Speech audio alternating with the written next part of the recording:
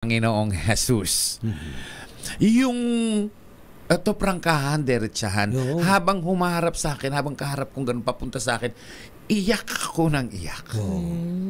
Hindi ko alam, ngayon napapayak pa rin ako eh. Hindi ko alam bakit ako umiiyak. Nung nasa gilid ako eh, yung energy niya, umiikot, gumaganon eh. Ang lakas ng energy. Yung mga tao, sabi ko, Diyos ko, wag sana masaktan. Pero parang hindi nila nararamdaman.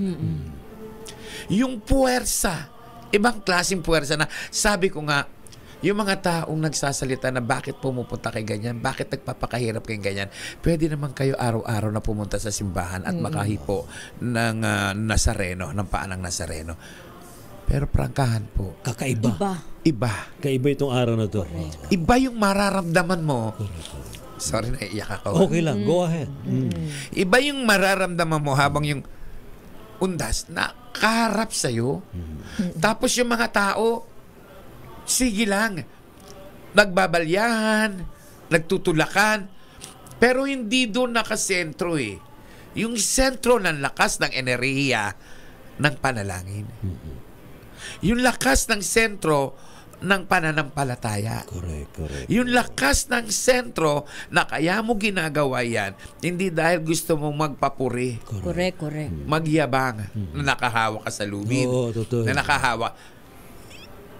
Ang makapagsasalita talaga ng totoong nararamdaman nila, hindi yung mga taong nanonood lang. Kung hindi yung mga taong nandoon mismo sa pangyayari. Kundi yung mga taong mismong ramdam nila kung anong espiritu, kung anong power ang nandoon. Nakapagtataka bakit nagtutulakan. Nakakapagtaka bakit nagpipilit sumampa. Totoo. Kung hindi ka Katoliko, kung hindi ka deboto, hindi mo ito alam. Hindi maunawaan. Hindi mo maunawaan. May lakas ng puwersa ang masasabi ko lang po nung dumadaan na po sa harapan ko at maabot ko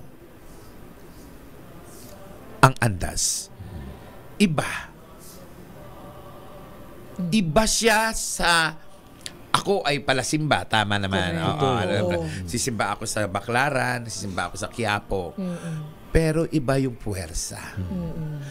Kung mararamdaman ninyo yung siguro sa mga na-interview nyo, sinasabi nilang may power, may puwersa, may enerhiya. Meron po talaga. Na nakapagtataka, bakit anong klaseng puwersa meron doon? Samantalang kung tutuusin, sabihin natin kahoy lang yon. But ano lang yun, salamin lang ang nandoon. Pero bakit meron ganon? Nang ibig sabihin, buhay ang Diyos. Correct. May enerhiya ang Diyos.